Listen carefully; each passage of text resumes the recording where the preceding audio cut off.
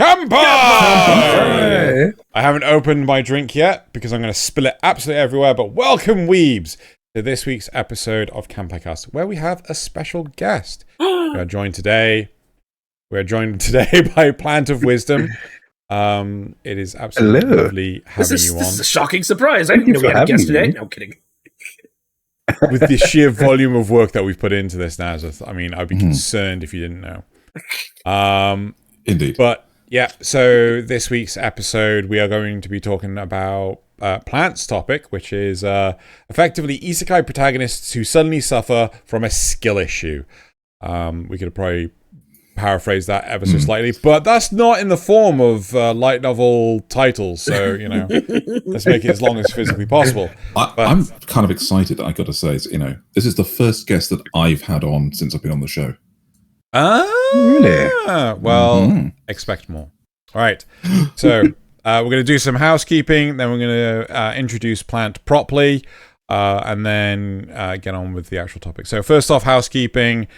We hope everyone is having a wonderful year so far, being the second episode of the year. And, you know, don't forget to like, comment, subscribe to the YouTube malarkey. I still don't know if we're actually doing that, if that thing lights up at all for us yet. But also don't forget you can join the Kanpai Cast Discord with the link in the description below, and you can even submit viewer memes for all the Plant. I hope you like anime memes, Plant, because we've got a boatload today. Right. Oh yeah, right up to my alley. Nice. Okay, so it is time to, I suppose, talk about Plant. Show off Plant. Show off Plant's assets. That's a weird way of saying that. My plenties. Yes, so Nasuth, if I'd probably say, like, if you just want to flick through them in the background, I do have some questions that I want to talk to Plant about. But first off, should we start with Plant's actual assets because we all picked some, but I also picked some. Plant suggested. So this is, I believe, these first four are the ones that you posted as kind of your year-end wrap-up sort of thing. Oh yeah. So basically, when every year artists they post like 4 pictures that they liked of the year. Like it can be other, doesn't have to be artists, like, but yeah, that's basically it. These are absolutely gorgeous. I was actually, around a number of times when you were actually working on this one specifically. Not the onion knife, that one. Yeah. So I got to actually see you working on this one. Yeah. I was happy to see you. Yeah. Yep. And this one instantly made me love you because I love Dark Souls. And then I also got this one, which you said kind of shows the progress you've made since, I think this one was a year ago, 2 years ago. This was 3 years ago, actually. 3 years ago. Yeah. Wow. I started drawing. Basically, it's like my first drawing when I bought a tablet. Yeah, it's definitely not bad, but I can see the improvement here. So far outstrips my first posted piece of art. And then this is the one you're currently working on, which also looks really cool. Mm-hmm. Oh yeah, this is more like I really want to up the game. Yeah. If you play any like gacha games, it's kind of like a Arknights inspired a splash. Yeah. Splash art's always important.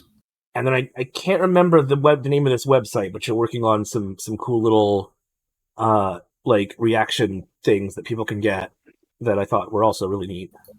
Nice. Yeah, so basically if you ever heard about VGen, this is like a new website. It's like Fiverr, but better. And for artists specifically. And I just wanted to open emotes on the side. Because this is a big industry at the moment, especially for the VTuber YouTube shorts and things. Oh, yeah. So they can do short reactions that are just highly edited with these little icons. Why is that not working? So it's a lot of people bringing those in. Oh, yeah. VGen, I would recommend for a client, for an artist, VGen. Because I played with Fiverr when I was a beginner. And Fiverr, they took like 25% really? of the money. What I did on VGen the other day, I was blasted because they only took 5%. I was like, what? Only 5%? Wow. Pretty good. It is. Yeah. So, if you want to take some of, say, I think Xeno picked out the one that was immediately my favourite as his first as well. Which one was I? Oh, no. Of course, Viren. But yes, and then I went for a second pick, and because he got there before me onto your Twitter because I was out of the house. So when he went to his second pick, I think he got no, that's not this one. His third one was my. That is a really good one, though. Immediate finish. This one. Ah, yes. Really? Yeah. I mean, I'm not gonna lie. If I could have picked your Mau Mau, I would have picked your Mau Mau. But I don't think you finished your Mau Mau yet. Not finished yet. I'm not satisfied. I'm really critical about my work, and I want to redo the Mau Mau, like the pose and everything. Like the face, the hair is good, but you know. But the face looks so goddamn good, though. Yeah, thank you. I think you should finish it, dude. I think you should finish I will. I will. It's just I have like a lot of commissions too, so I need to. Yeah. For my turn, I thought, okay, let's go for some of your more simple character art stuff, because the sheer cuteness of cat girls will never go away. Or fox girls. Cat girls, fox girls, the Kemono mini as the thing, and then of course one of your more finished pieces was just brilliant. Because this gives me you get that Ghibli whole vibes. To be fair, yes, this is a storytelling piece. This is one you'd see as an illustration in a book somewhere. But I look back at it, I see a lot of like errors. But thank you. Yeah, but you only see your own errors. Nobody else does. Yeah, Stealth Archer. You always see your own arrows, but nobody else does. Yeah. But this is the thing. I'm fully aware of my own faults, right? Nothing comes out the way I want it to. But at the same time, it's like I've got a clean sheet of paper in my head. And then when I hand it to somebody else, somehow it's all scrumpled up into a ball. But somebody else will look at that scrumpled up ball and says, hey, look, I like this. Hey, guys, come check this out. And show it to other people as if that's exactly what I intended in the first place. And that's what makes me happy about art. Oh, yeah. Art is fun. And then my three were obviously this one, which I picked a lot of the badass ones because I got this one and this one, also the and this one, and they all seem very badass. Yes, I'm detecting a theme from Nasuth that's not necessarily the badass. What? Do they all have horns? They all have horns. Sure, let's go with that. They'll have head attack. They have head let's go with that. Okay. Yeah. Right. I would like to ask you some anime related questions now. Right. Plant. Yeah. What's your first ever anime? What was the first thing that ever got you into it? That brings back because obviously I haven't been watching like anime like a lot before I was like at the end of high school. But when I was a kid, there was anime because for those who don't know, I'm a native French, so we did have anime a little bit on the TV. But I think the one that brought me up actually is some people say it's an anime, some don't. It's Avatar, The Last Airbender. That's fair. I believe the opinion of the Kanpai Cast is that technically Avatar counts because it has that anime energy. So you're in good company. Yeah. And then there was Naruto also playing, but I couldn't like keep up to it because it was playing on TV and I didn't know what internet was. Right. You are lucky with Naruto because there was so much filler. You could go 4 months without actually catching up with any of the plot threads. That's true. What's your top 3 anime of all time then? Tough question. I'm a that's a tough way, yeah. Because I always change like obviously I would say like in the last years Cyberpunk Edgerunners has been one of my favorite. It's so good. Like Trigger, it's nice to see Studio Trigger doing like kind of something different, but still like in them. their style. Yeah, Still off the wall crazy as well. yeah. And I have a lot. I'm looking quick at my anime list. There's like I would say Steins Gate is one of my favorite. Oh yeah. I haven't successfully watched the second season of Steins Gate. But the first season is like so damn good. I think myself and we've got another friend ended up watching it with Nasuth. Was it just a few months back? I think it was like a year back at this point, but I don't know. Is it? I can't remember. But like, you know, it's so damn good. It's such a brilliant series.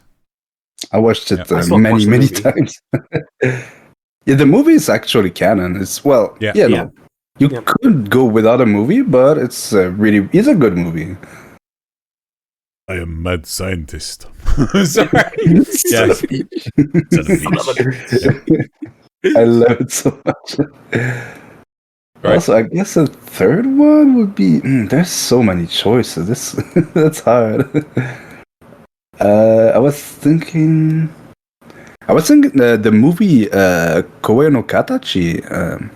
What is the name? I have no Silent idea Voice. The Silent Voice. I haven't seen that. I keep getting told I should watch it, but I haven't seen it yet. Probably my favorite movie of all time. It's so good. Cool. And then my last question is, what does the symbol on the plant bowl mean? Oh, it's I don't know if you heard about Kusa, and now I look at it, it's kind of reverse. It's supposed to be the other way. My motto, but it's have you ever heard of Kusa? No. So it's kind of a far-fetched, but it's basically the LOL for Japanese on the internet. It's kind of far-fetched, but it's basically this is the kanji for grass, which is also used in the Chinese and then Korean too. Right. But basically on the internet, have you ever seen like Japanese people type www? Yeah. That's them laughing, isn't it? Yeah. They do that because they say it kind of looks like grass, but it's also W is because it's the first letter of the verb to laugh. I forgot. It's like wado, right, something like that. And this thing, it looks like grass, so they kind of use the kusa, the kanji for grass, for kind of lol. So it's kind of far-fetched, but it is what it is. Right. Cool.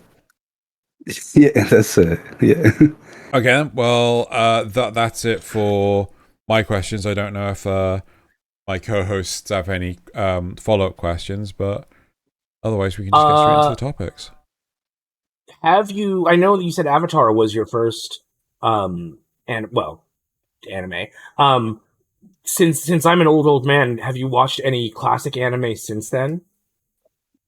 You know, stuff like Akira or Evangelion or the original Ghost of the Shell. The original Ghost of the Shell. What's the last one? Ghost in the Shell, Ghost the original. In the Shell. Oh yeah, Ghost of the Shell. Yeah, this is one of the first I watched actually. Excellent, good. Good. That tickles my old man fancy. Yes. Yeah. So the only other question is to go right to the other end of the spectrum. Out of the things released in the last, say, 3 years, what would be the show that you would go back and watch over and over again if you could? I mean, like I said, not the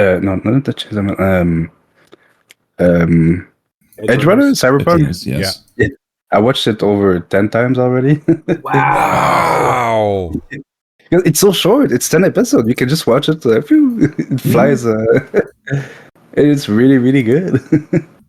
Yeah, no, I watched it 3 times in the first week. So, like, yeah, no, I get that. Same. Another one I really enjoy for some reason is the Spider Isekai. Really? Kumo desu ka nani ga? No, Kumo desu ka nani ga? Yeah. So I'm a spider, so what? Yeah. And we shall talk about it. You watched it for the spider parts, right? Not for the human parts. Yeah, of course. Human part, just skip it after you already watched well, there you go, Xeno, you're safe. You're safe. Okay, I'm happy. Of course. Right, should we get into the titular topic then? Sure. Cool, right. So Nasuth has candidly named this section how to make Xeno angry. Just say Eminence in Shadow doesn't do this. He brings his skills with him. We are talking about anime protagonists that effectively, they go from their original world, they come to our world, and they don't the new world. They go to the new world and they don't use any of what they have learned previously to any effect whatsoever in the alternate world. And I think this is a really interesting topic that Plant brought up. I don't know who wants to kick this off. If Plant, you have any perfect examples of bad instances where people don't use any of their skills, or good instances where they do. Or if someone else wants to pick this up. If no one says anything, I'm just going to have to do it myself. Well, I have many examples, but I mean, if you want to kick started, you can. Yeah. Okay. My biggest one is I can't see it on the right hand. It's I got a cheat skill in another world and became unrivaled in the real world too. Oh dear. This to me is a perfect example where a character who can basically transition between two worlds takes nothing with him at all between both worlds. Like he is utterly useless in our world, and like all he is appreciated for is like how pretty he is, and then in the fantasy world, he just basically does the high level fantasy stuff, swinging swords around, casting magic, and that's it. And like what happened to any form of our world knowledge? Where is all that gone? And I just don't understand it. And this is another reason why this series sucks. I gotta be honest. I think I watched the 3 first episodes and I kind of forgot about it. Yeah, I don't blame you. But that's exactly the kind of example I'm talking about. Yeah.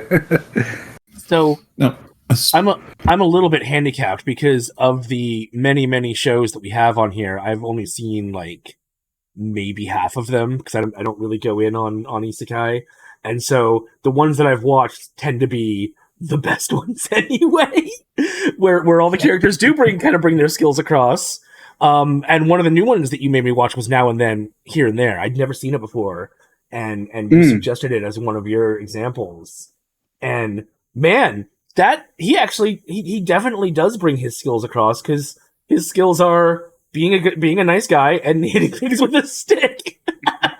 And that's all he does in the other world, is be a nice guy and hit things with a stick. But it's great. No, it's actually like a really deep, really it's 90s, so it's not quite the same as a lot of the isekais of today. It has more of an Escaflowne vibe where it's like a random circumstance that gets him transported to this other world. But like, it gets really dark really fast, which I did not expect. Oh, yeah. And it's not for the faint of heart. No, it's not. No. But I like that the world that he's in is like almost like a post-apocalyptic wasteland sort of thing, where water is scarce, and his whole mission is to protect the one person that can manipulate water. And her story arc is incredible. I don't want to get into the spoilers of it, but the way that she starts and the way that she ends up are like night and day. Oh yeah, it's beautiful. I was surprised because like this one is kind of like the old school kind of like isekai, where they actually really use the isekai. It's like like without spoiling too much, like many people they get transported in the world. I think they to act like slaves. Like they already had slaves back in the day. There's at least one other one, yeah. Yeah, Isekai. And I mean, I think there's just like many people there's the girl and there's him. It's been a while. I didn't watch it, but I remember it was really, really good. Yeah, it's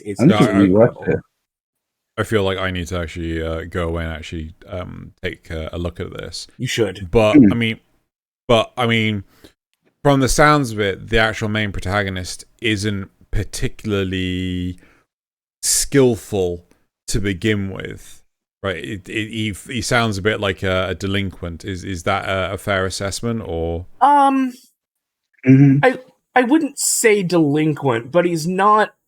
Like it opens with him in a kendo competition, right? And he wants to win it to prove that he's worth going out with this girl. But his style is just plain brute force and not. Yeah, he really has no style. There's no finesse. Right. There's no skill. It's just brute force. Really, where a lot of his power comes from is the fact that, again, he's a really nice guy. He really just wants the right things to happen for people. He wants good things to happen for people. And so he's got that indomitable heart and spirit. That's really what he brings to the other world. Yes, he hits things with a stick. Yes, he's really good at hitting things with a stick. But what he brings is his heart. Yeah, it's like he doesn't have like any like power when he comes to the other world. He doesn't get like a fantasy power, like whatever. Like we see a lot in I would categorize like a lot of anime, a lot of isekai after ReZero and Mushoku Tensei. Then they kind of like got the style of that. Like I don't know what to say. There's a lot of isekai. They're like the same kind of isekai genre, which is like just like protagonist gets into the other world, gets like powers, whatnot, and the kind of genre we're talking about is the standard fantasy, but with the power fantasy aspect added on. In many of these cases, apart from psychologically, these guys wouldn't even need to be an isekai character. It adds nothing to the story. Exactly. Apart from in their own head. I feel like realistically, a lot of these characters, like another one that we didn't actually add to this week's listing was the realist hero who rebuilt the kingdom. So many of these characters are just self-insert protagonists, right? That they have nothing to them whatsoever. And the easiest way to make them a self-insert protagonist is they are inserted into the story through happenstance, right? Yeah. And it just... And they also have no real defining characteristics, because that way they can be the everyman. The literal everyman. Yeah. And it's always that it's always only them and us, the viewers, who know that they come from the other world, and it's just like they never like talk about it to the other characters, like almost to like it's kind of like you feel like superior to them because like they don't know. It's like, okay, but can you tell them? Like it's nothing. Sometimes it would just be like a nice plot to be like, hey, by the way, I come from this world. That's why I know this. But it's like no, it's not used at all. It's the kind of excuse for them to act odd and not, adhere to societal norms. And I mean, obviously, there are exceptions, like Shield Hero, where they know that they've been summoned, or the Executioner in Her Way of Life, where they know they've been summoned. I love this anime. Which one is this? Black Summoner. Black Summoner. Well, here's a question for you. Like with Black Summoner, like I feel this is worse because he's been isekai'd, but he can't remember anything of his old world, his old life. So does it even count that he's been isekai'd? Because it's like he might as well just have amnesia and that's it. Yes. Like yeah, and okay. So I want to talk about, no, it's doing it again. No. Oh my god, what is this? Pause. Go for it. So the reason I want to bring up I've been killing slimes for 300 years and maxed out my level is because this is a show where they deliberately throw away their entire previous life. Right? This is one where the previous life they had was so upsetting and depressing to them that they did not want, that when they actually died from exhaustion, I believe, the goddess reincarnated and said, actually, well, okay, let's let you have a slow life. Let's let you go be a witch, so you'll be quasi-immortal, and we'll put you in a nice young, happy body. You'll be very pretty, and you can just spend your life doing everyday little things. Right. We've had many technical difficulty. 1, backgrounds. 2, Thaylien's audio. 3, Nasuth's internet. In fact, the only one here that doesn't suck is Plant. So right. So Thaylion's going to sound very different from this point on because we've had to remove voice meter out of the equation. So hello, everybody. I am not Markiplier. This sounds so weird. Right. Do you wanna carry on your point? You wanted to talk about I don't remember the name of the show even. Yeah. Yep. I can. So my point is simply that this is a show where we are completely removing the previous life. And so of course they don't use anything. The only thing they're bringing with them in this case is their personality, and it stays that way. They have this appreciation for the slow life they've been given. So much so that when life actually starts to change for them, you know, new characters start arriving, everything else, they're like, they didn't want this, and it's only because it turns out nice that they even accept it happening. Yeah. So yeah, like I kind of get where you're coming from, but at the same time, we have shows like your Boy Kongming. That if I had the ability to hit the button, you know, where again it's very slow and very slice of lifey, but still relies really heavily on, you know, this famous war general who, you know, you get the point. Actually, switch. I think I've done it. But yeah, I think a lot of these the concept is basically escapism. Like they don't want to talk about the previous time. I understand that, but sometimes I think 200 Slime is like, it's really like I guess it kind of done it well, where like there's not much she could like bring from her life because it was really like a not a she's good just life like a typical compared to office other worker or whatever. Yeah. Then what can they really bring other than like their administrative skills potentially? Yeah, it is interesting though. You say this was done; it's done the right way. You're quite right, because this is escapism, but from the point of view of somebody who desperately needed escapism, whereas so many others are done from the point of view of somebody who just daydreams. You know, that like Xeno's one with his original point, the guy was just an overweight loser beforehand. So this is the escapism for overweight losers. There's no actual end goal to it. There's no reason for him to have brought anything with him or for him to do anything. It's just, oh, what if I magically got everything I wanted? You know? Yeah. Now, the same is true for so many others. Isekai'd Cheat Magician, and even just what was it?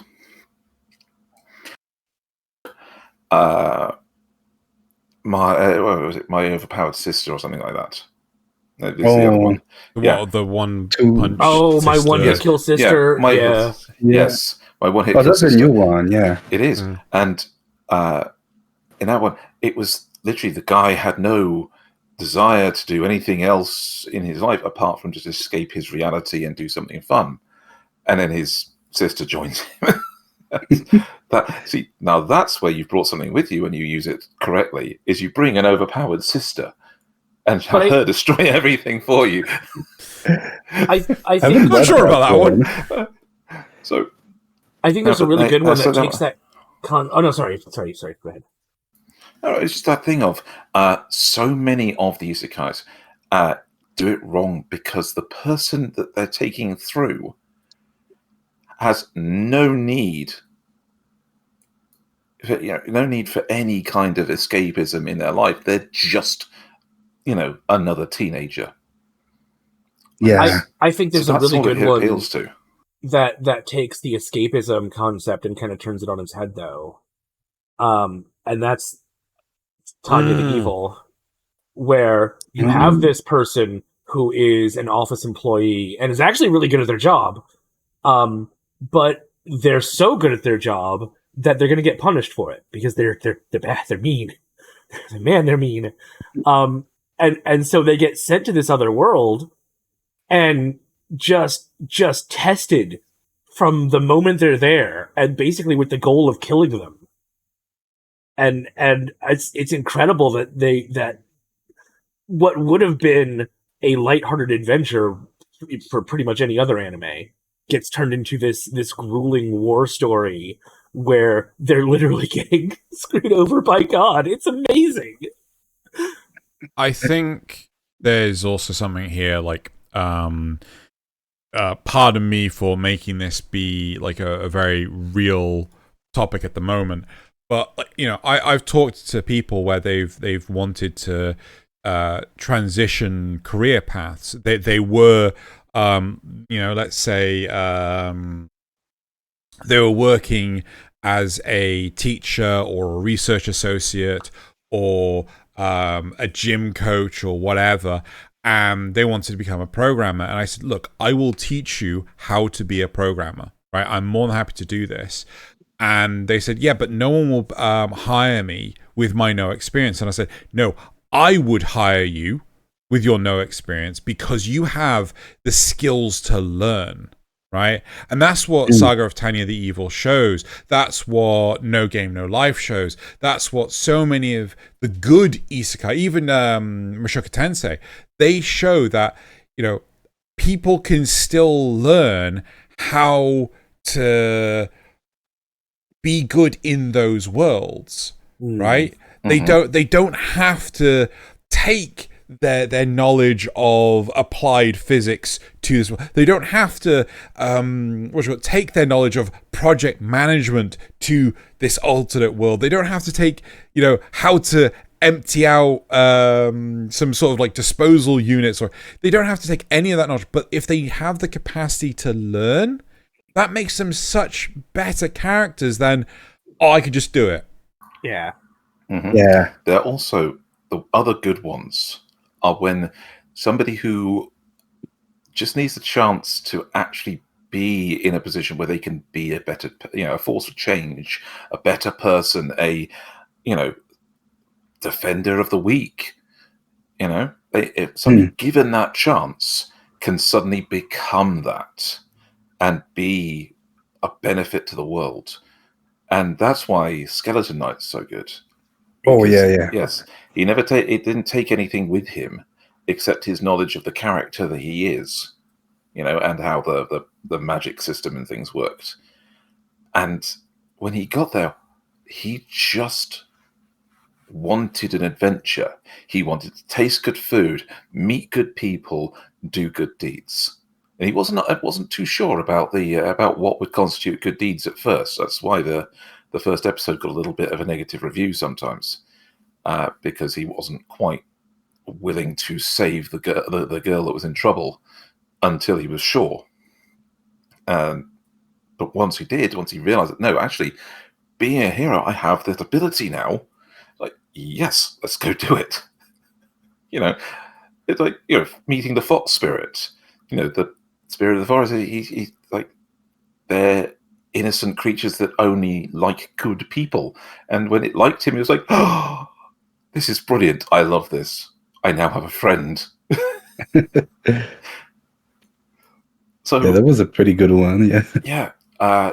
And that one, it doesn't take itself entirely seriously. It is an adventure romp, and it doesn't need any of things. Other things, like Xeno said, it doesn't need to bring through some applied knowledge, because it's about the adventure and appreciating the chances you're given. So it's so far from things like Eminence and Shadow in that respect. Oh yeah. Especially this one, Skeleton. We don't know anything about his previous life, like, except that he played this game. He played this game. He was one of those exhausted programmers. He's worried that he died. Yeah. But we don't know. There's no that isn't the point of it, and so it's just glossed over. So you never know. It could be a plot twist later on. I mean, I hope so. That's like my point. Sometimes it's like if they like bring it at some point, like, you know, like, oh, by the way, like, because he just appears for characters in this world, like they see this guy is like super powerful, like, oh, he's a skeleton, like there's kind of this plot with he's a skeleton, he wants to turn like himself into a human, but like he knows why he's a skeleton, and he's kind of like hiding it to others. Like, I hope that they bring explanation to others. Being a skeleton's a bad thing, but he uses the character that he created to give himself a story, but then finds out it's real, and he can get his body back, and like, this is now purpose, this is now development, and you know, the adventure's continuing. I love that. But like, from his point of view, he's just a skeleton because it was a skin, like in the game. But for others, it means something else. But he doesn't like bring it. Like, I mean, he doesn't want to talk about how it was a game. I understand, but it's like sometimes, because they do that a lot in a lot of his guys. Like the character knows, he knows more about what's going on than the others, but he just never brings it. It's kind of, he's hiding it, but like, why? Why is he hiding it? Like. What's the matter about telling them, like, oh yeah, by the way, I'm from another world, like, you know? Well, in this case, it's just to fit in. He's already a skeleton. So I'd be, if I was in their shoes, I'd be a little worried about being thought of as crazy. Like, if you told somebody here, hey, I'm from another world, they'd put you in a mental hospital. You know? Probably would, yeah. If you were absolutely convinced of it. The only way they wouldn't is if you actually were like Uncle from another world and could bring the magic with you. Yeah. And if that's the case, you suddenly did, then you wouldn't be put in a mental hospital. You'd be put in a government institution. Yeah. Black bag over the head. You're gone. I mean, in cases of like the skeleton, once again, he's like very powerful. Like, so even if they don't believe him at first, he's got the skill to back whatever he's saying. Like, you don't believe me? Whatever. But it's shown that there are other people who are just as powerful as he is. Yes. He's overgeared and overleveled for this, but he's not skilled. He doesn't know how to swing a sword, and so other people can equal him in terms of skill or magic because they've actually put the practice in. Yeah, which is one of the things I love about it. Yeah, that's true. I really like the elf girl and the Kemono Mimi ninja. I really like the characters in this anime. Having a big buff bro ninja. that was well worth the watch. I have no idea if there's any plans for season 2 of Skeleton Knight, but one can only hope. There should be. God damn it! So fact or rumor? Skeleton Knight season 2. Okay, fine. I'll check it. But the other side of it is the fact that, you know, Overlord, which I'm sorry to say is like, you know, it's not a patch on Skeleton Knight. You know, it's got 5. Is it 5 seasons? 5 seasons, and I think there's a movie coming out. Yeah, and it's just like, it currently has 4 seasons. I think there's a 5th on the way and a movie, right? But it's like, bloody hell, how do we have, you know, this much Overlord and so little Skeleton Knight, right? And I kind of feel that this comparison shows that you don't have to have a character that can apply the knowledge of our world or the original world when they're transported. You don't have to have that to make a good show. But I think the way you balance that out is, if you don't rely on that, is to do something that KonoSuba does, which is make it tongue-in-cheek, make it a comedy, right? Make it funny. and it just works with. Well, that definitely works with the idea that somebody coming across has no skills. Yeah. But I think it's funnier sometimes when a character comes across has absolute skills in something, and nobody gets it. Yeah. Kemono Michi Rise Up. I was wondering where you were going with this. Yes. He's a masked wrestler who loves animals, and so those are his two skills, and he's going to use them. First thing through the door, suplex the princess and escape out the window. That princess. He's done German suplexes that poor girl into the floor and then escapes out the window. Wrestles.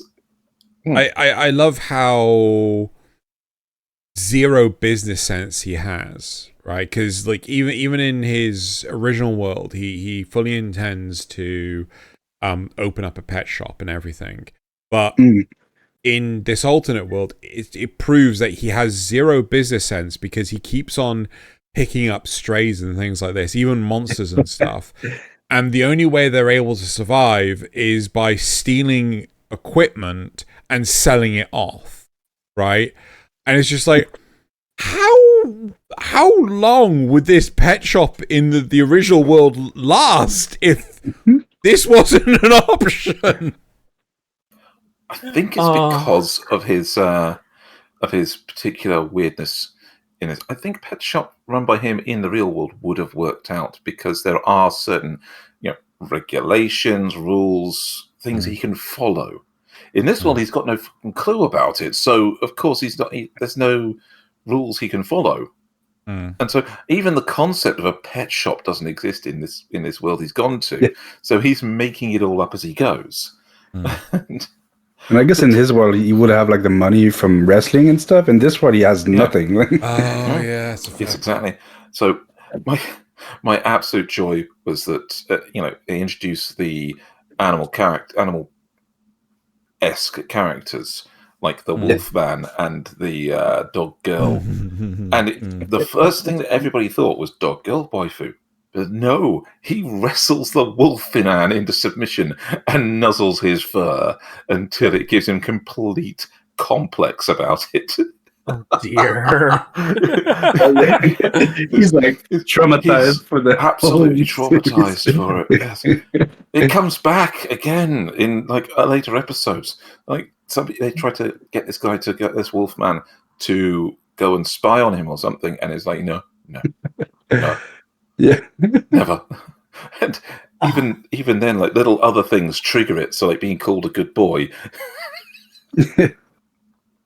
And like the main character doesn't get it. Like he doesn't see like how like the damage he does to these people. Again, it's the absolute love he has for the animals, bordering a little bit on the creepy. Oh yeah. But it is purely because he does in fact love animals, as for animals' sake, and he has the physical power to back it up because nobody else wrestles in this world. So because it's less that he has the brute force and more that he has the technique. Yeah, it's the skills to back it up. So his wrestling skills, he suplexes an orc. And by beating him, he becomes the chieftain. It's like I was gonna say, I really love like the fight with the orc. He finds like an opponent who can kind of wrestle with him, and like the animation was super good too. Like, it was crazy. And then underpinning it is the fact that his cast of side characters are KonoSuba levels of just bad characters. You have that strange. Elka that is just I think she's a vampire. Yeah, the vampire. She's like a vampire. And she has that. We have the thief. That's literally every time he beats somebody, she just steals all their equipment and sells it off. As pointed out, these are bad characters. Like the dragon, like all she wants is like eat, but it's like all she talks about is like eating monsters and humanoids. Like and we're like, wait, what did you say? Yes. And it's just because he doesn't take her seriously in that. It's like, it's such a cute thing. And but somehow nothing bad happens because of it. Mm. Just don't know. I don't know how he manages it, but it's proper himboing through the world. So this So we've spoken about the two sides of the coin now. So we've spoken about characters that do take stuff, and we've spoken about characters that don't take any stuff. I want to talk about the series that is literally the edge of the coin, and this is a very controversial series for me, especially when Plant said that he actually liked So I'm a Spider, So What. So I'm going to talk about So I'm a Spider, So What. Here's the big thing. Right? It makes perfect sense that Spider can't realistically apply anything that they learned in their prior life to, the world that they get transported to. They are a spider. It's not like they have opposable thumbs or anything. Yet they do extremely well at adapting to the situation they're in. But we have the humans who have had 15, 17 years prior experience still being useless dumb shits in Magic High School. Right, are we back? 1, 2. I hope so. Mm-hmm. Cool. Right. Highlight again, just to be sure. Shall I do my point again about Yes, the whole please. human thing? Yes, please. Yes. Right, okay. Right. So we've got the spider, we also have the humans. Right? Now the humans are back in, some academic situation. They're back in high school. They have, 15 to 17 years prior experience, and yet they're still stupid little shits, right? They don't have to learn things like, Pythagoras' theorem, or how to multiply functions, or first differentials, or how fucking electrons. They don't have to learn any of that crap. All they have to fucking learn is some basic sword swinging, and they suck at it. And it's like, how do you suck at it? Fucking useless humans. That's true. But I guess one point that is really important is that because the spider, she's in the most dangerous labyrinth. She's facing really high level monsters. Yeah. As a humans, they're from what we understand, they're pretty much they don't have any big foe unless when this dragon comes out, and it's whoa. The dragon, but for them it's a big threat. But for the spider, this dragon might be a weakling, Yeah. Considering the other bosses that she fought down in the bottom of the dungeon. I don't know how humanity has survived in this world in the slightest when a pea-sized monster can just destroy their entire nation, and it's just this is nothing. What do you? Oh my god, fucking I get that. I really like I guess one part that I really like about the anime is also the voice actress Aoi Yuki. She plays the spider. That's one of the big reasons I really like the show. But other than that, I read I listened to kind of an audiobook of the thing. I went a little bit further, and the world is kind of really interesting. I didn't finish it, but it's there's more to it. Yeah, that we don't I can see the anime. I love the idea, the fact that honestly, that's also true for Overlord, though. Just to interject, that Overlord has a lot of stuff that we don't see in the anime. Yeah, but again, I love the fact that Spider becomes a full-time adult in a matter of days. And is looking after the vampire girl, as she is a child, right? And then, but the others, they're oh, just gonna have a normal life. Or how do you suck so hard? That's true. They're really bad. They're so damn bad. It's that one particular guy. What, the hero? No, the one that's going to be a bully and be the main character, and he's going to completely betray them if he could. That's the one guy, and they justifiably did him the dirty. Yeah, no, that's true. every time I rewatched it, I just skipped the part of the humans because I don't care. I think it's in the they made a manga, if I'm correct, and they just didn't talk about the human part in the manga. In the light novel, Really? and the anime, they just skipped the humans. So when you meet them, you're like, from what I heard, when in the manga, when you meet the human, where you're at the point where she meets a human, you're like, what? Like you don't have the context there. But they just skipped it. Good. It was awful. Yeah. There was only one thing I did like from this whole, irregular timeline thing, right? And that was that the demon queen, the spider queen, that is actually in charge of the monster army and everything, is in charge of everything, is somewhat spider related herself, but seemed to know things about the human characters that was only explained like at the very end of the season, where it was the subbrains had got stuck in there and taken her over. So it was in fact a second personality of our Spider Girl. Yeah. So it was the only thing that kept me thinking, yeah, no, this is definitely a time thing. Yeah. Right? Where they're out of thing, and there's where telling the past and then the future. But there's actually a little bit of how the fuck does she know, the monster queen know these humans? When we quite clearly see that that's not going to be her. It's not going to be our main character. So it was actually a thing. You could actually guess it quite early on because of interaction between so this is getting into spoiler territory, but I don't want anyone to watch this series. But the one of the generals and the Spider Queen, right? The Demon Lord, effectively, or Demon Queen, Demon Lady, whatever. The conversation that they were having was actually about an event that happened between the general and Spider, right?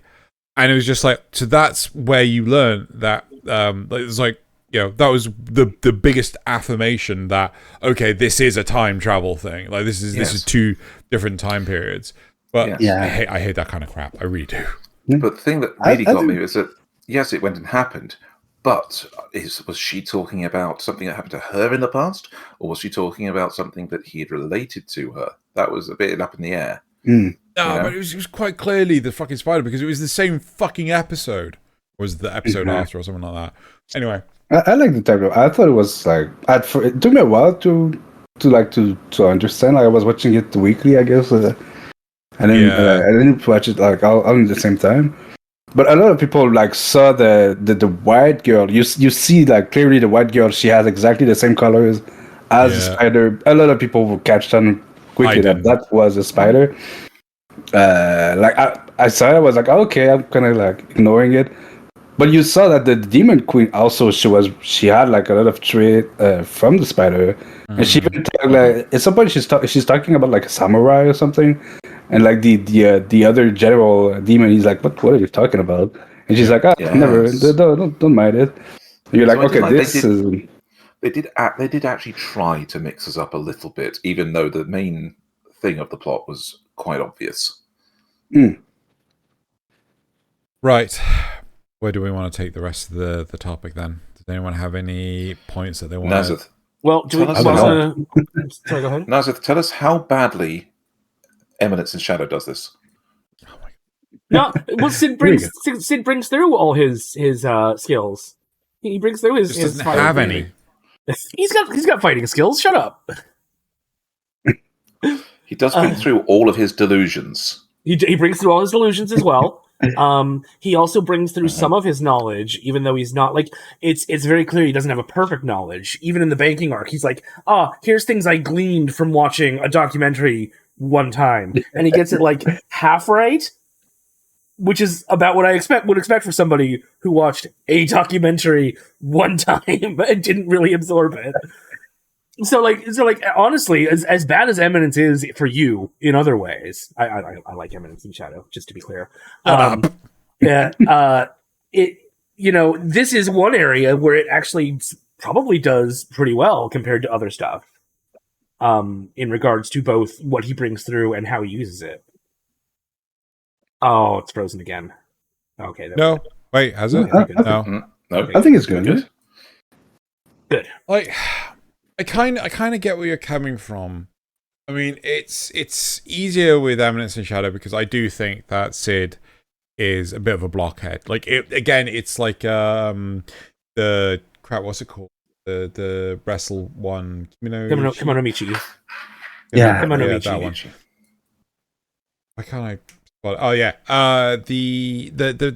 It does feel like it's on par with that because Sid is a blockhead. Right. And so like, I mean, you know my complaints about the fact that he's basically Bruce Wayne, but he doesn't realize he's fucking rich as shit. Yes. But that's not a skill issue. That's not an issue of a skill that he brings over with him. That's an issue of him being tense. No, but he brings with him. Right, that's the whole point. Enough. So okay, it's respectful in that regard, right? The guy's a blockhead, therefore he does blockhead things, right? Yeah, and it works. I kind of wish that he did more in terms of like, or maybe we saw more in terms of like him studying him learning and things. But like, the tutorial fight or the training fight between him and his sister when he's a kid, right? And he fakes having his ass handed to him, right? I wish we saw the reason as to how he got that capable, right? It's as opposed to just being that capable. Before we see him being a good fighter when he takes out the people in our world before he gets transported, right? But we never see him. So, we never see him learn the skill of how to fake being bad. Yes, but regardless of that, we also see him in the original world, training in the forest before he lunges in front of a fucking truck. But that's right? But that's all shows how he's good at fighting, not how he's good at pretending to fail. Yeah, exactly. Yeah. Right? It's and again, like the whole thing with training up Alpha and all the other girls, his legions of harems. Shadow Garden. Yeah. But we don't see any of that. I don't know if we do in season 2. We definitely don't see it in season 1. Right? No, we don't see it. Yeah, but I get what you mean. Yeah, he's like super powerful, and like what's strong already in his world. But in the new world, he's like overpowered. There's no explanation. A lot of things. I don't know. Maybe it's in the manga or light novel. I don't know. Like also the slime weapons that they all use. Like we don't. Where the fuck did they come from? Yeah, we never have an explanation for that. Well, they do kind of explain that in season 2. They say that like slime is an old form of magic, and magic is just like condensed energy or some weird thing like that. What they call magic is actually just some kind of a different type of energy, and so he knows a little bit about physics, enough to kind of grasp that. And since they don't have an understanding of physics in this world the same way that he does, he can use that differently. So it is explained a little bit, but the transformation of energy and stuff like that. That's absolutely fantastic. I love that. Right? That's something that no other anime has touched upon. But like, because the majority of the time, like, matter and energy seems to just like, oh yeah, we just nuked that entire thing out of existence. I'm like, the fuck. The transformation of somebody turning into a demon is just magic out of control. It's a magical overreaction. And so he can figure out how to take that off. He can siphon out some of it, and that's how he returns them to normal. Anyway. Yeah. But it doesn't take itself really seriously either. It's kind of like a parody of the power fantasy. It is a parody of the power fantasy because he's way too powerful. There's no explanation that makes sense. Like, I think it takes itself way too seriously, but that's besides the point. But it's the edge. It's like between the edge and the and the cringe, like it just surfs on it, you know. Yes, the edge and the cringe. Right, I love this. This is perfect. This explains everything I hate about it. Like that's my explanation of surfing the edge of the cringe. Line. I love this. There's a line between edgy and cringy, and it just surfs right on the line. Oh my god! But there's a fine line between like parody and homage. So yeah, there is. So okay, for Xeno's sanity, let's take this into a show. Can we talk about this one? No, but I am going to introduce it as I am going to phrase my comments so it makes you think I'm wanting to talk about that one. Okay, it's a show that perfectly takes the knowledge and skills of the main character across to the other world and uses them consistently, completely nonsensically, but consistently over the time. And that is Reborn as a vending machine in another world. Oh no! Why did I put this on? Okay. This is a show where the exclusive knowledge is what makes him special and relevant and able to do the things that he does. Are you taking the piss now? I feel like you're taking the piss. Right, okay. But at the same time, not really. Because I know the whole thing with the Mentos and the Coke, right? Yeah, that is complete cringe. But there are others. So, there are others where, for example, to trap a monster that is consistently on fire, right? And is the size of like a 4-story building. They want to trap it in a pit, but to stop it from climbing out, how do you put out the fire and then kill it, right? And he knew that there was a particular vending machine that vends dry ice. Oh my! Mm-hmm.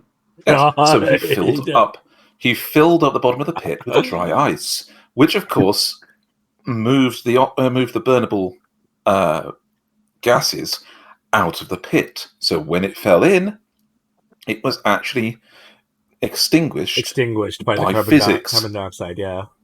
Yes, by physics. And the guy actually not only knew that, but was able to. There were some really contrived moments. There had to have been where he uses one magical skill, which is the shield, to protect himself and another person from basically a building falling on them. But of course, they start running out of oxygen because that's exactly what they do, in cave-ins and things. So what's he do? He remembers that Japan actually had fresh oxygen vending machines. Yeah, and you can in fact go and find this in that the was actual because the smog was getting so bad, so the government decided to put some of these things on in the streets, so you could put a coin in, put the mask on, and breathe some fresh air. All the machines were actually, you can find them in real life. Exactly. Yeah. So this is a weird thing that they've contrived some situations to do something that nobody else would know unless they actually liked vending machines. And in that sense, it was actually really really thought through, even if the plot wasn't, if you see what I mean. Oh yeah, it was silly to put all these things through, and the main character literally is taking through exactly what he knows and using it to the fullest extent that it can be, even if the situation had to be contrived for him to do so. So it is a pretty good fit for this kind of conversation, anyway. Oh yeah, I mean, he was like the biggest vending machine otaku there is. He got Isekai'd to buy a vending machine. Is that a thing? Is a vending machine otaku a thing? It doesn't feel like it should be a thing here. Sure it is. I'm sure it is. Come on, there are people that are like that love all manner. They're like train fanatics and vending machine, like old video game cabinet fanatics, and you can find fanatics for anything. Stamp collectors. Collectors. My most upsetting point, okay, especially since we've got Plant on for the artwork that they've done, it's there is not a single isekai as a cat girl anime. That's true, man. Are you sure? Yeah, there is not. No main character in an isekai Well, not on our list is here. a cat. Anyway. Is a cat girl. No, I couldn't So is find the one harem at all. characters. No, There's always the character, they're but- always the supporting characters. That's Yeah. how it is. Fair enough. The main character in an isekai never. It's because of the fantasy, And it's that's- escapism fantasy aspect.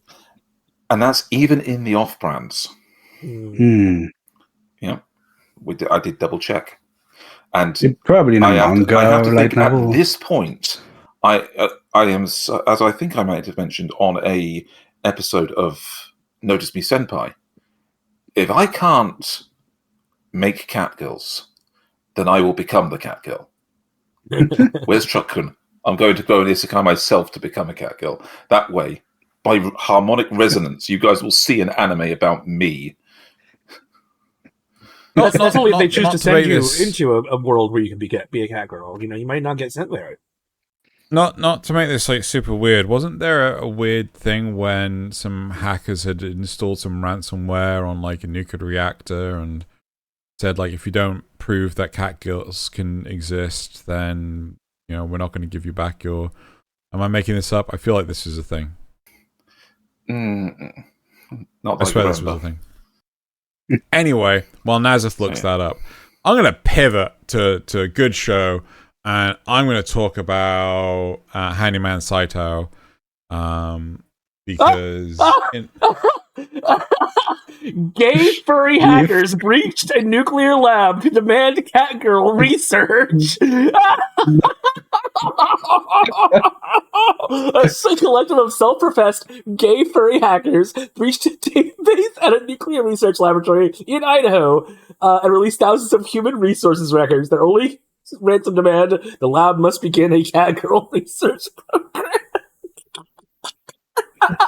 Oh my god. That's incredible. right. What the F were we? Yeah, so the Handyman Saitou, right? We spoke about the other fun story, Handyman Saitou. This Oh my god, yeah. is a brilliant series for showing the fact that a character can bring his skills, his profession from his original world into a new one and still be incredibly useful, right? Yes. Additionally, so when you pointed out that many of these things are about like relatable for people that want career changes, this is the other side of that, where the career doesn't change, but quitting your horrible boss can make you happier under a new location. He's working for himself now rather than working for somebody else.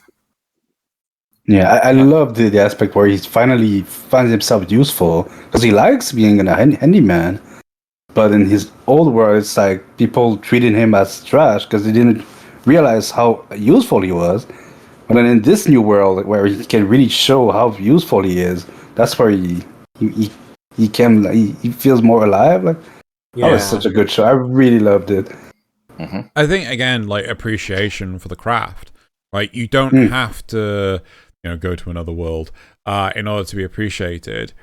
But again, like there are so many places that just like, oh, you're a dime a dozen. Like there are so many places where upper management will just treat you like garbage. Like, oh, we can get a replacement for you. It's like, yeah, but the fact that you want to is not good form. Like, high turnover is really detrimental to your existence and things like this. Like, I think it's train them and There's two relevant points to that from the real world. Isn't there some massive statistic for the first one that something like 40% of people don't quit their jobs, they quit their boss? You mean they leave the job because of the boss? They quit where they're working because of their boss, not because they hate their job. Yeah. It's something almost half of job changes in the world are not because of the job itself, but because of bad working conditions brought on by upper management. Yeah, like that is 100% of my job experiences. It's something like that. It's some bizarre quantity. Yeah, it makes Steins sense. is going to look up. The other one was a lovely story that a person posted on, I think it was a couple of places like TikTok and things. It was a discussion into his job being a quality assurance test for customer service, and his job was to talk to people on a helpline and get them to answer certain questions, right? Which in these particular helplines, they're not supposed to answer certain questions.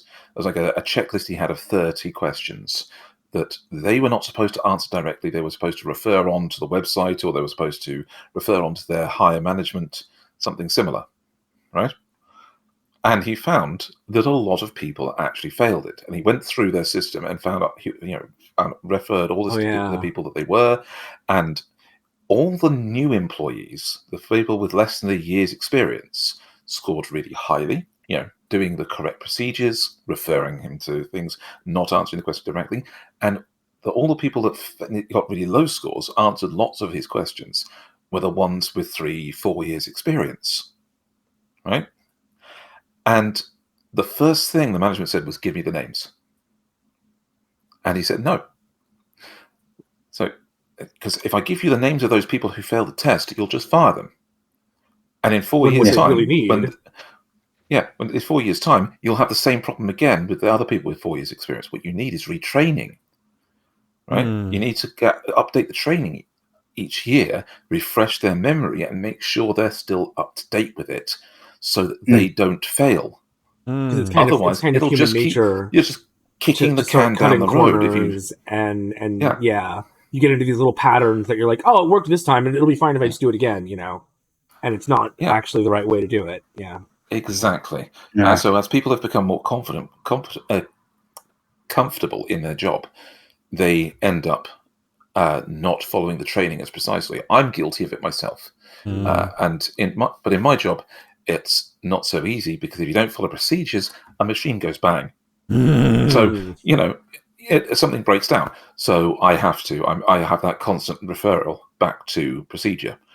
But in other jobs where you're just talking to people, things can go wrong, because you end up talking to people as people instead of as the machine answering replacement that you're supposed to be. So, it takes on that thing of bad management can have such a detrimental effect on what your job is. And that's why Saitou was going so badly before he got Isekai'd. His boss was a trash fire. He was a complete flaming arsehole. So it wasn't just the whole idea of taking his skills over into another world. It was this new lease of life that quitting a bad boss and actually working for yourself did for Saitou. There wasn't any appreciation in his previous life. There wasn't any of the uniqueness that came from, because he was just another handyman. Yeah. But in a world that hasn't experienced it, in a world where locksmiths just aren't really a thing unless you're a rogue, then that's a very simple concept of wire cutters. Yeah.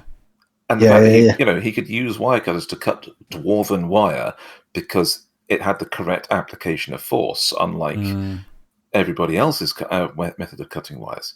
And so when he broke them and had to take them over to be repaired, the dwarf that he got them repaired by said, "Oh, this is such a unique design," and but in our world, it's just normal. It's just mundane. Yeah.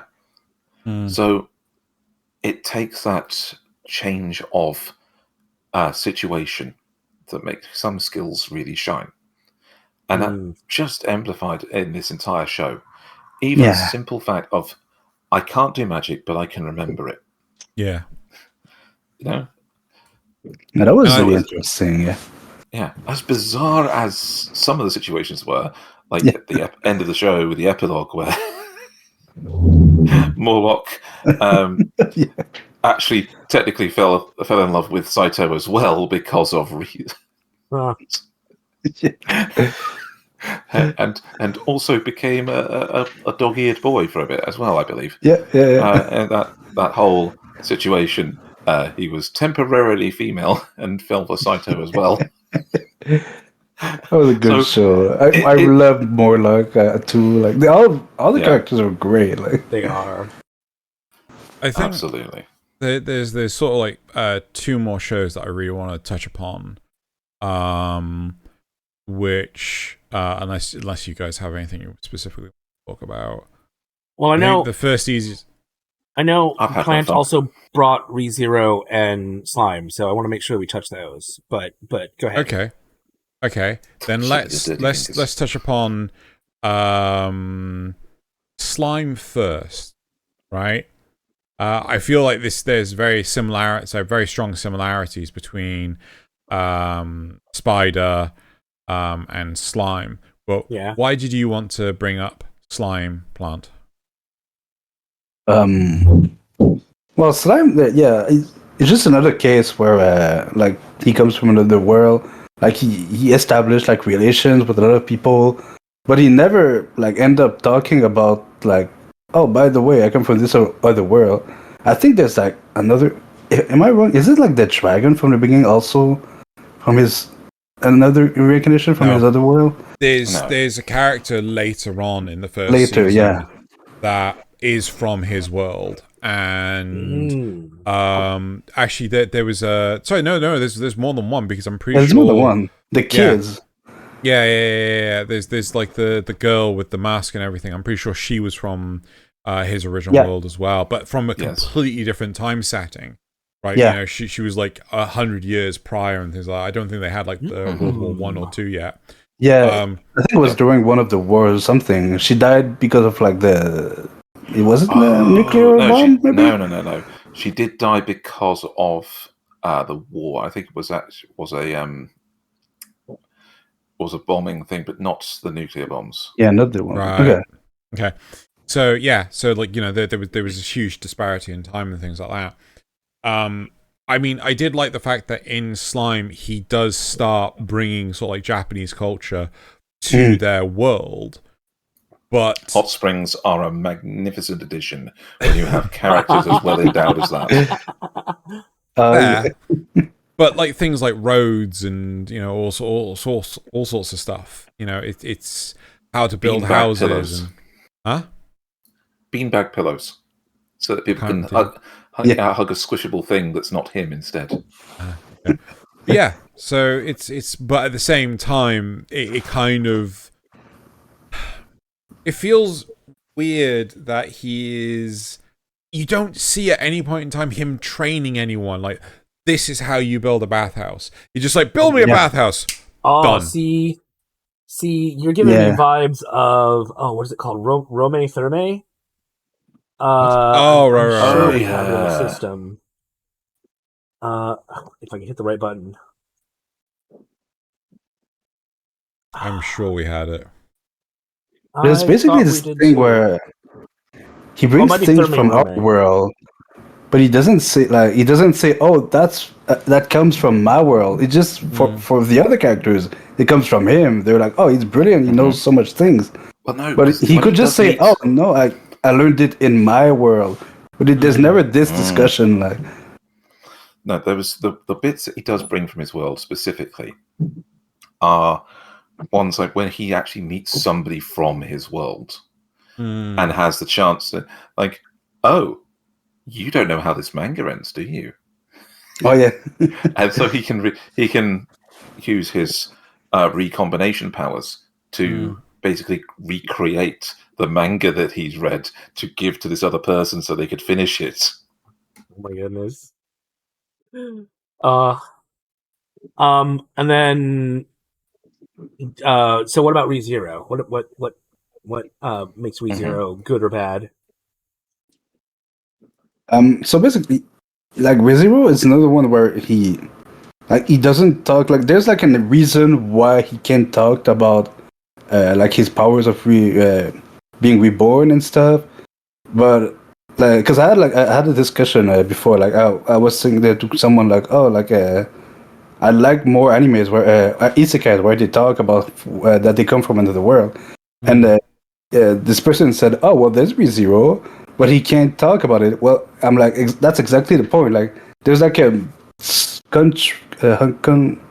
there's like a reason why he can't talk about it. It's like, okay, I get it, but it's like it would be nice. Like, there's this point where he talks to Echidna, right?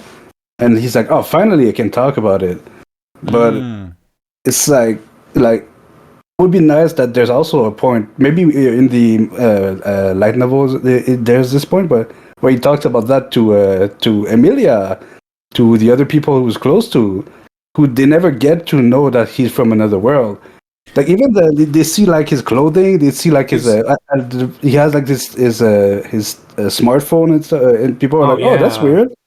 He's like, "Oh, that's from I just was one last thing, because he says he says at the beginning that he's from the most eastern part of the world, but they're like, "Well, we are already in the most eastern part of the world," but they never ask more about it. They're like, "Oh, okay." It's like, "Oh, okay." Let's go. It's like, they should be suspicious as hell, you know. I think there is one instance where they do actually get told, like, you know, he does confess to them that he is from another world, and it ends up killing them, right? Yes. It's like, you know, it's one of the loops, and Really? I swear it's in the first season. It's like really late on. He says that he can come back to the he can reborn in the past, and that kills Emilia. Yeah. She that's just strange. basically. Yeah. Well, I mean, that's basically the curse that's put upon him. Because he pushes people. through, like, because it pains him when he starts to talk about it. Like, the witch, like, kind of strangles his heart. But he's like, "Okay, I'm gonna push through the pain to tell her." And then the witch, instead of killing him, instead of hurting him, he just kills the witch, and not the witch, Emilia. He's like, "Oh fuck." I should probably watch this show sometime. First season is a bit of a slog, right? Yeah. Second season's fantastic. Okay. I couldn't get through it. Yeah. But I have picked up general knowledge about it from people constantly saying, "Have you seen this happen in ReZero? Have you heard of spoilers?" Yeah. No. And I say, "Oh yeah, but you're not watching it, are you?" I might want to watch it, and I'd like to watch it at some point without spoilers. I think they did do like a director's cut of season 1 shortly before the release of season 2, and I think it actually precedes a lot of it down, because a lot of the problem comes down to the fact that he's just running constant loops, and it's like the same stuff over and over and over again. Or you could watch I think it's like ReZero in 7 minutes, or in a nutshell, by Giga, because like he does a fucking perfect take on the whole thing. It's great. So it's like even some people want to watch Evangelion. I'm like, just watch the abridged version. Yeah. Giga, it's perfect. Yeah, Indeed. So, right. But I do kind of agree with you though, that when it comes to Even in the ReZero, like, you know, no one really asks the questions like, why are you wearing that? You know, you got such strange attire and things. Again, it happens in Shield Hero as well. No one asks, like, but they know he's from another world. Specifically, the heroes are summoned from another world. So, but like Mushoku Tensei, right. he's in disguise the whole time until he meets the one girl that he can talk to about all this. Which is spoilers for season 2, so we're probably not going to go too in depth into that. But he meets somebody who we can talk to, and we do finally get that, which is really nice. But the big thing with Mushoku Tensei is, like, he has this huge drive not to talk anyone about it. Yes, he doesn't want. He hates it. he hates his previous life. You know. Okay, but can I talk about a spoiler in season 2 of Mushoku Tensei? Let's exactly. on spoilers. Sorry, what? We have the power to turn on spoilers. Oh, okay. We have a button that's so that way people know.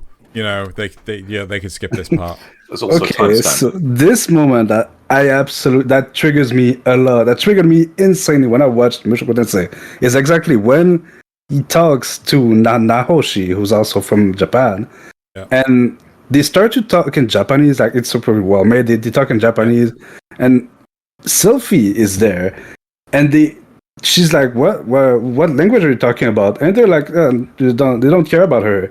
And Nanahoshi even says, oh, because we're from the same place. But Sylphia is like, wait a minute, I grew up with Rudius. And then they just talked in Japanese. And I was like, oh, she's going to ask. She's going to be like, well, what the hell was that after that? And they just leave, and she doesn't ask like a single question. She doesn't ask like, what language was that? Like, that's very fair. Like, I mean, it triggered me so much. At that point, Sylvia was still hiding as what's his name? As the silent. Yes, that's true. Fits, yes. Oh yeah, that's true. That's true. She couldn't actually say, "Wait, I grew up with him." That can't be the case. So there's a little bit of an excuse there in that respect. Yeah, just a little one. That's actually very fair. But now that she's revealed, if she doesn't ask about it in the second half of season 2, that's going to be a problem. Yeah, it's just like they start. I think Japanese. Someone told me, oh, maybe she thought they were talking dragon tongue or something. But it's like even then, like there's not a single like what language did you talk? Or like they walk together like in silence or something. She doesn't ask anything. She's like, okay, whatever. It's like brushed up. Like I don't know. It just made me mad. I was like, oh, finally a moment where they can talk about like, let's like a little explanation. But no, they just brushed it off. I don't know. I would be interested to know whether or not they touch upon it in the light novels or anything like that. You know, like it's because I imagine there's going to be quite a bit that's like, you know, chopped out and things. Unlike Rising of the Shield Hero, where everything is chopped out. Sorry. Are we done with spoilers, or should we keep it up a little longer? That was it for me. I think we can turn it off now. Yeah. But yeah, it's. I get where you're coming from. There's. It's interesting how obviously Rudius is hiding it, but other characters, when it slips, why no one is talking, or even the fact that Rudius is talking to the man god, right? Yeah. It's like he hasn't told anyone that, right? I think I'd be a little afraid to tell people that too.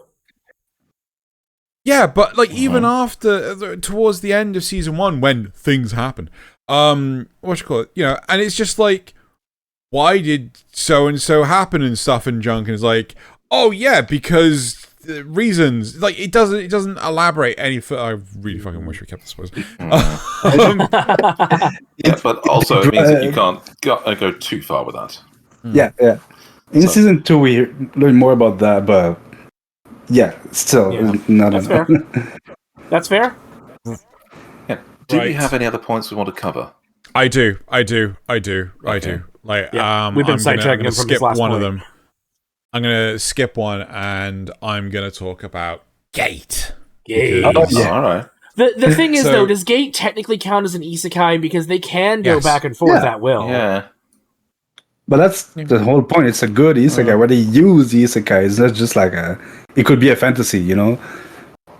Well, see, we've had discussions in the past about what constitutes an isekai, and one of the things we came up with was that they don't really have a decision in their movement. A choice. They are moved. Yeah. That's it. In this case, I think that this is a more modern fantasy, because it takes a modern world and connects it to a fantasy world. Yeah. So now magic and dragons and elves are a thing that exist for people that are in the modern day. It's kind of like Copcraft, but from the other side, right? Instead of strange things coming into our world, it's us going into a world full of strange things. Don't be wrong. Yes. I love this show. Love this show. Not sure it counts as an isekai, but I'm still interested to hear what you have to say, Zeno. So, well, again, the big side of it is like, you know, you have both sides of the coin in full effect. You have the again, part of it's the politics, right? Not only do we have the military training that was on our main character or the main group or whatever, not only do we have the interest and intrigue of the supporting cast from the other world, but we also have what's happening on the extended fronts of both sides. We have the kingdom that first of all attacked and ended up like capturing loads of Japanese citizens. We have the Japanese crap. What do they call it? It's JSDF. No, not the JSDF. It's where they have the. It's kind of like a debrief. It's a summons, and they have to basically explain what the hell they've been doing and things like that. I can't remember what the heck the term is. It's like testifying. The Senate kind of thing. Yeah, it's like testifying in front of Congress. Yeah, exactly. So they have to justify all their actions and everything like this. And again, it's like it's extended, right? It's more than just the characters themselves, and that's what a lot of isekais do. They only fixate on the one character or the one character and their harem, or having. It's quite good in the sense that we have the full backstory of Rory Mercury in a sense, where she comes from, what drives her, what she's expecting to happen in the next 50 years or so, why she's powerful and what her limitations are as well. Because even in a fight with modern day weapons, she's not immortal. Then you get that variance of actual military vehicles going to another world and then having to start up diplomatic relations with people that have always ignored that kind of thing because they've used the gate to raid other worlds, and so they're not used to other people raiding them instead. Dragons taken on with tank fire and RPGs. Yes. You have finding villages full of really, really poor people civilians. Yes, and helping out, because that's what the modern military actually does, is it clears the area of civilians so that any battles don't influence them, because Geneva Convention exists. You've got a main character who is more than he appears. Who's an otaku. He's an otaku, but also he went through ranger training, which is not easy. And it's like you can relate, but not the ranger training. Well, no, depending exactly. on it's the otaku thing is more just a cute little personality quirk, which is nice. He works to live, not lives to work, and he's in the military, which makes that a really, really bad attitude. But again, it makes them more of a believable character. Right? Yeah. Even if the main character is semi-self-insert, the big thing is that they're well-rounded. Right? You are still enjoying the story of those characters. Yes. Unlike a realist hero rebuilt the kingdom. You go from the sublime to the ridiculous. You've got court politics with the princess. Yeah. But then when she goes to our world, suddenly just getting into boys love manga. Yeah. and setting up a secret smuggling thing to bring that back to her world. I really like how this anime. It's really like you can see when they enter the world, they just destroy like you said, the dragons, the army. Like you see the people, they have shields, but the bullet just goes through the shield. Like it's they don't have to adapt to the world compared to I don't know if you've watched the first episode of Solo Leveling. Yes. I haven't. I'm sure it's gonna be good earlier today, but it's not really a spoiler. It's just like when it's like first thing you see, like when the monsters come to our the bullets don't even work on them, and it's like they have to adapt. But like to me, like you see that, and it's just like. What? Yeah, what? They're bulletproof.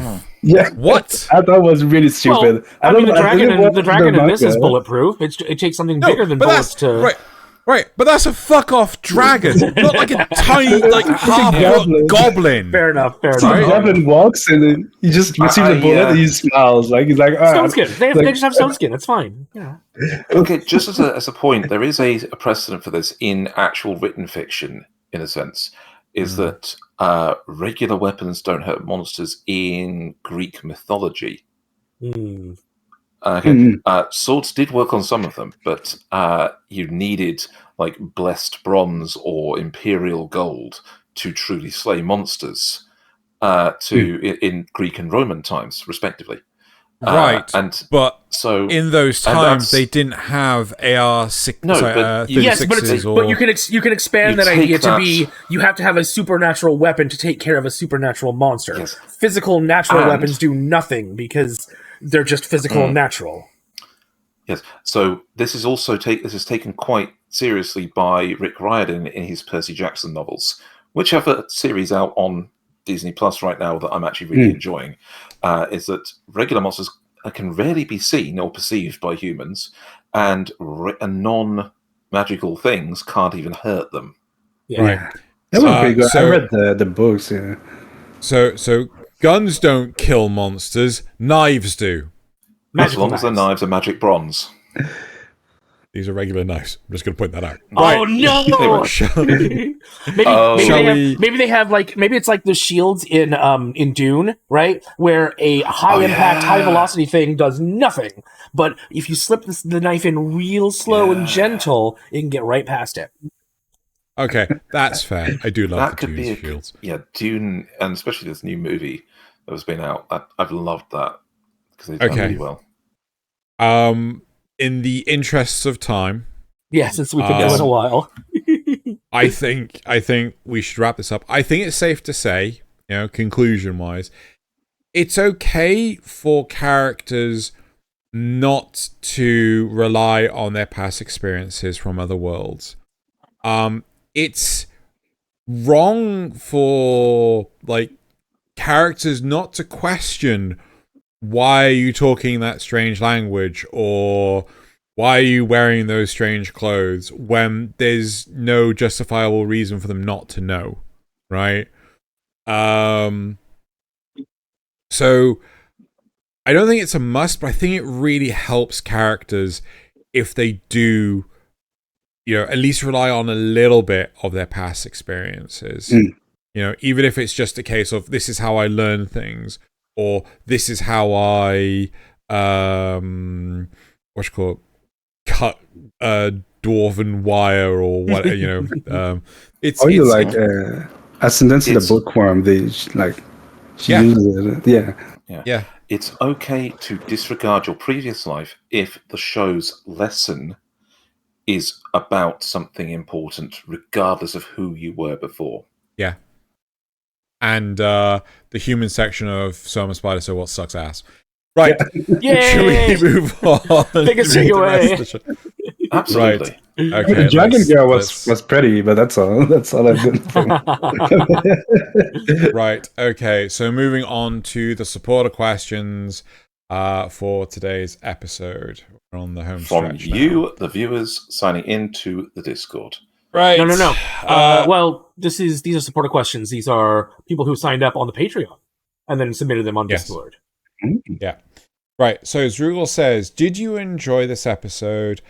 Well, we're here. So here's a quick, easy, and surefire way to let us know. Hit the like button and leave a comment for us down below. We read them all.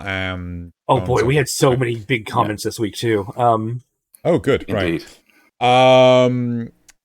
So Zrugal also says, did you make any New Year's resolutions? If not, please feel free to make up something silly. To set up lights behind me. There you go. To reincarnate as a cat girl. Oh my god. Oh yeah. To reincarnate Thaylien as a cat girl. I should expect you in the truck next time. Me would be to finish my commissions. Yep. Yeah. Fair. Right. The wrong way to use a Nasuth asks, behold, through the power of foreknowledge, I'm going to ask what isekai has the best art. even if the story is trash. Best art, like, you know, best animation. Yeah. For an isekai. That's a hard one, isn't it?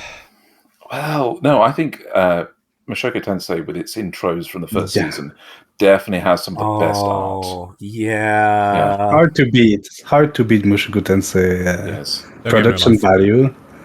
Yeah, No Game, No Life. The stylistic artwork of that is amazing, especially some of the the word game they played, where they ended up with dissolving the planet. Yeah, the visuals I really like fantastic. the abridged version of Gigak once again. It's so good. Yeah, I'm gonna go Still with. season 2. Shoot, I just saw it. I just had the name. Escaflowne. Definitely Definitely for the time period. Ricuse asks, behold, through the power of after knowledge, I'm going to ask about who has the best butt in an isekai. My one-hit kill sister. I'm sorry, that's the exact reason she's there. She has the best butt in an isekai. You know what? Even though she's entirely useless, I'm going to say Aqua because we keep saying it. Oh, yeah. I was going to say Darkness, but, you know, close enough. Aqua is good. There you go. And then Bird Frame Thay, behold, through the power of no knowledge, I'm going to ask, what even is a Kai? So much. He's a godlike being that lives in the other world, the world of the dead in Dragon Ball. Hey, thank you, Nasuth. Yeah. Right. I thought it was a foreshortened version of the Dragon Ball series. So, moving on to the comments from last week. First of all, we have hold on. Nasuth says before we start the comments, you all gave me lots of lovely things to read this week, and while I trimmed some of them down, I read them all. Okay, so first of all, we have comments from what? Heart. Okay. Okay. All right. Anyway, first of all, from the news. Oh dear God. Brain Silent plays 8084's small TED talk about KonoSuba was condensed into transitions to Akatsuki. Thank you. Refined style in the Akatsuki verse for KonoSuba is similar to JoJo Part 6-7 treatment. This is about the upcoming season, I should say. Yes, but I don't know what the JoJo Part 6-7 treatment is. So, you know, they're talking about, I think, the manga. Original. How he started to really transition his style into its more refined current state. Right. Books 6 and 7 in the current season consider weaker arcs. Weaker arcs. Arcs. But the trailer suggests adaptation of skipping content from previous seasons. Anticipation for more character focus, including a closer portrayal of Kazuma as in the light novel, and potential animation of his backstory, but with less party dynamics as a result. Shift towards more serious and controversial themes in the upcoming arcs, resembling Akatsuki's other series. Many comparisons to Combatants Will Be Dispatched, which is a brilliant, funny series, with proto-characters in that, as well as a tendency to introduce main characters later in the series. Expectations of potential backlash on Twitter, similar to recent controversies over Mei in Jujutsu Kaisen. Oh, fuck off. Right, okay. Voice actors for the Belzerg? Okay, trio, Claire, Iris, and Rain from the Gacha appropriately joined the anime, with Iris being one of the top 3 popular characters with a personal preference for Rain. I don't know if the Gacha is still going, considering how many of them keep getting cancelled. I think it is. Mobile games. Yeah. Positive outlook on the upcoming arcs, expressing that the author's work improves with time, as seen in other works in the Akatsuki universe, like such Akatsuki-verse. such as the combatants will be dispatched. Yeah, right. I love in the first episode the reference to explosion. Oh yeah, Right. that was fun. Well, apparently that one came out first, and so there are proto characters from that which made their way into KonoSuba. Really? Yeah. I don't know if they added the explosion reference, but it was his. I don't know if it was his first, but it was before. Yeah. So Zrugla says, today I learned if Nasuth looks down far enough, you can see his tongue through his eye socket. I can't get it to... Spoiler, this is why I don't look down too far myself, because you can see my tongue through my eye socket.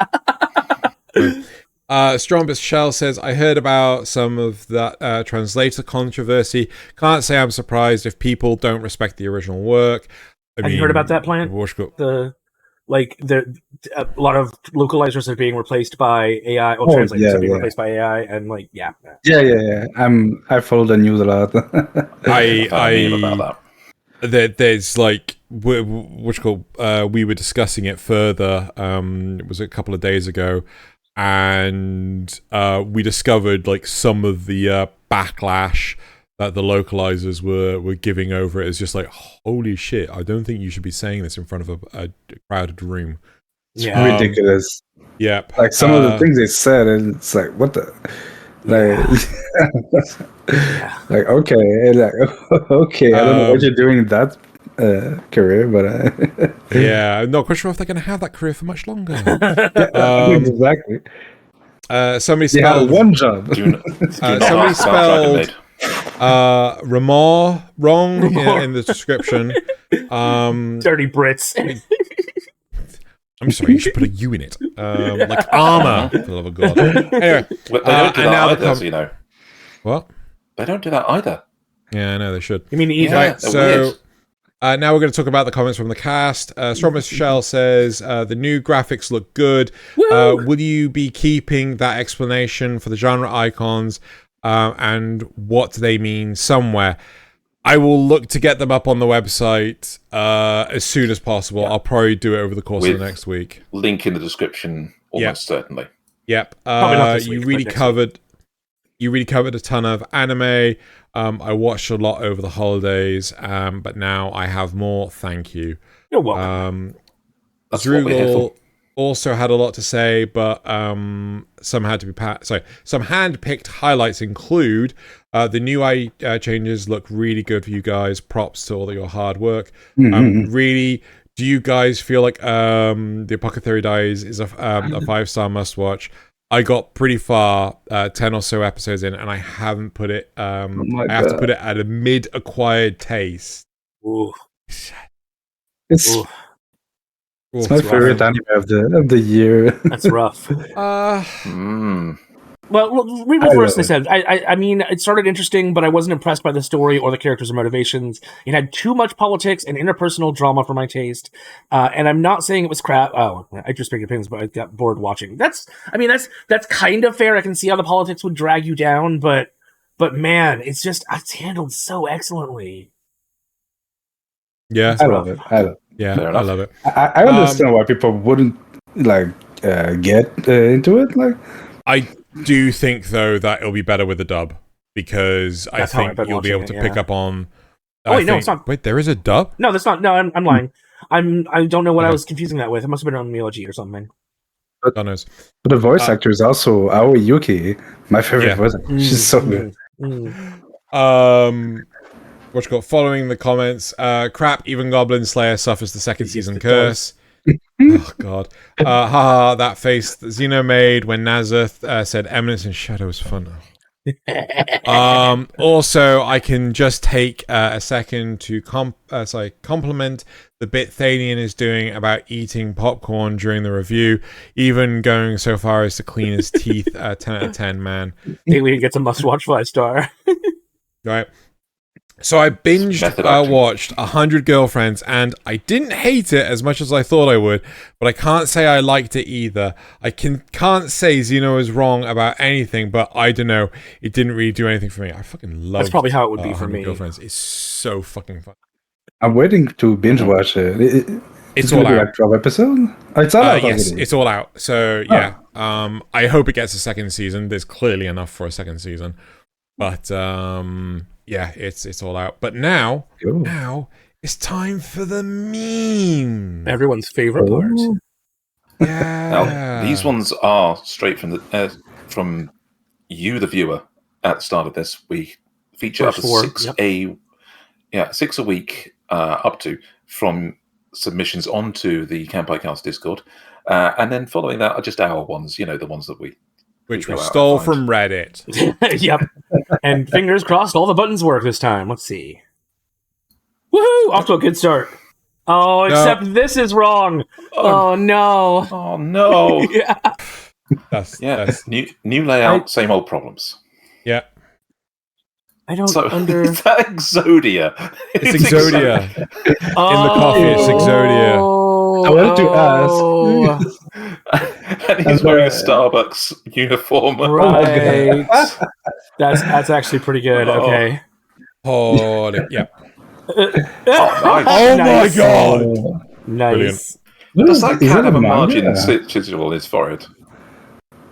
Is it what? Oh my god. Yes, the cat has a margin to pull his forehead out of his fur. Yeah. Because some cats do have that M on their forehead. Anyway. Yeah. Is that from a manga? I don't know. I have no idea.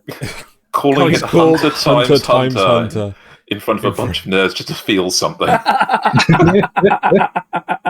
So, it's Spy times Family. And so, it's high school DXD. Yeah. No, D times D. So your plan is posting memes until someone falls in love with you. You're so pathetic. Did you know that? I don't know. It's worked for me a couple of times. Yeah, it works. Right, on to my 6 memes. POV, the meme. I think we've had this before, but I don't care. Another format, I think we have. I just want to triple check. That is supposed to be backwards, it's you're the meme. You're the meme looking at the person looking at the meme. Right. That is very good. Yeah, I love this. People appreciating how tasty it must be based on how beautiful. Oh, sorry, anime with beautiful food, non-vegetarian. People appreciating how tasty it must be based on how beautiful it looks. My vegetarian ass not being able to imagine what it tastes like. Poor vegetarians. Poor vegetarians. Weebs, alien waifus, softcore porn inside.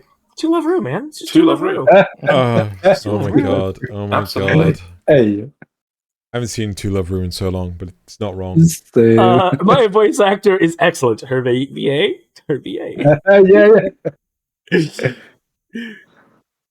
I love Monogatari. Making eye contact with your cat, be like, "There's bloodlust in those calm, cold eyes." And my last one, his best cat. And my last one is a video meme.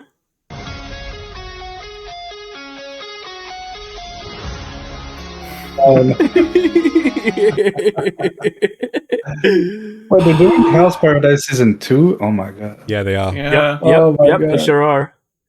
Yep. Right, on to Thaylien. Sorry, animators. Yeah, those poor animators. Yugato can fully transform into two-tailed beast form. Yeah. Which means she's a perfect Jinchuriki. Uh-huh. Not only that, her form is made of chakra flames, which means there's no flesh to draw blood from. That makes sense. So that means not only has she got the upper hand in a fight against Hidan, she's also far more powerful than him and Kakazu together. Strong women equals off-screen death. Oh man, this is the Naruto author. Yeah. Okay. Mm-hmm. I wish we see some more of the Jinchurikis. Baby, can you touch me already? Hold on, someone said Chainsaw Man is mid.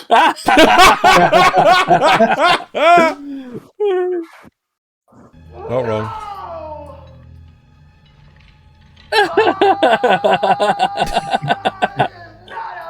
I can't say this out loud. I can't but yes, when the AI translator still translates it. Yeah. One word A to word B. Yeah.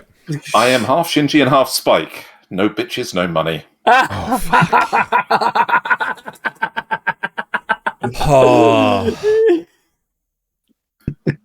And How did I lose my virginity? Goblins. Oh no! You get used to it. No! Oh no! Oh no! Oh no! Oh no! You get used to it.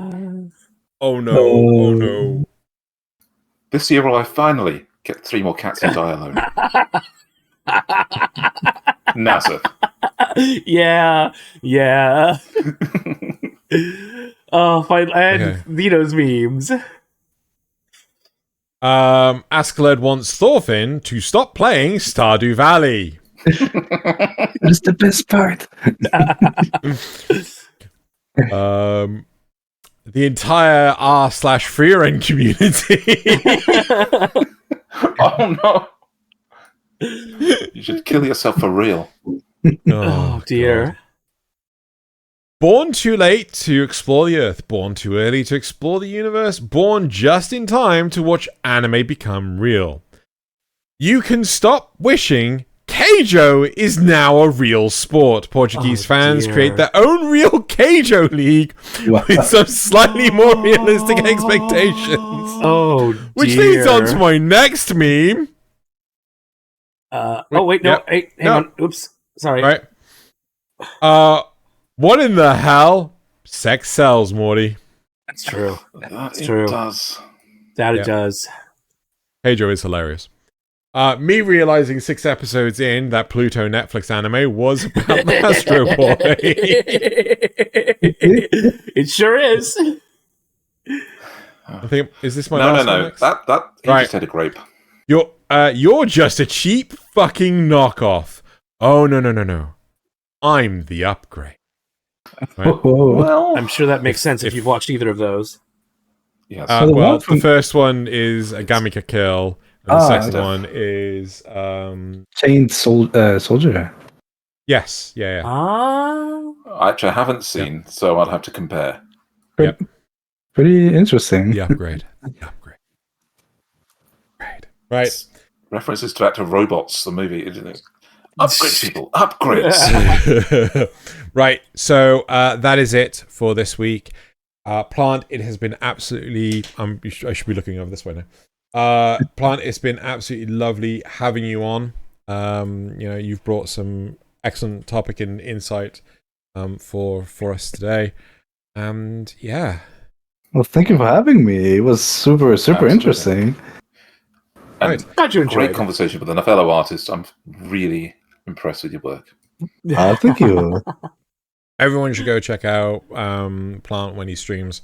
It's really nice and chill.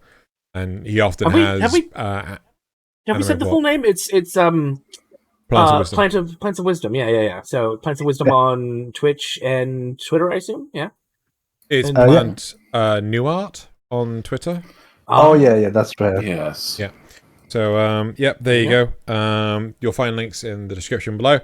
And yeah, that's it for this week. So now it's time to bottoms up. Plans for next week. Yes. Oh, thanks. Okay. Indeed. Good. Look forward to Good. it, people. Look forward to it. It's the golden tankards.